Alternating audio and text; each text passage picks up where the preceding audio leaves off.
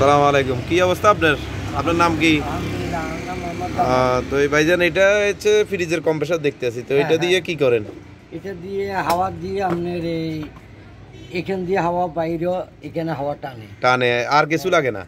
না। এটা হচ্ছে ফ্রিজের সেকেন্ডাল কম্প্রেসার। হ্যাঁ, হ্যাঁ। তো এটা দিয়ে এই পাইপের মাধ্যমে আপনি যে রিক্সা, সাইকেল, রিক্সা সাইকেল এগুলাতে বাতাস দেন। এগুলা দিয়ে বাতাস দেয়। আচ্ছা, এটা তো ভালো বুদ্ধি।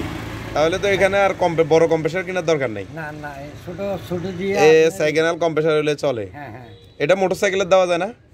না, মোটরসাইকেলের সিস্টেম করলে দেওয়া যাবে। স্পিড আছে না? স্পিড কম হবে। স্পিড কম। হ্যাঁ। তার মানে আপনার সাইকেল রিক্সা তারপর বল বিভিন্ন ধরনের বাতাস রঙের কাজেও তো লাগতে পারে এটা। হ্যাঁ, রঙের কাজও এটা লাগতে পারে। আচ্ছা, এটা তাহলে খরচ কত পড়বো?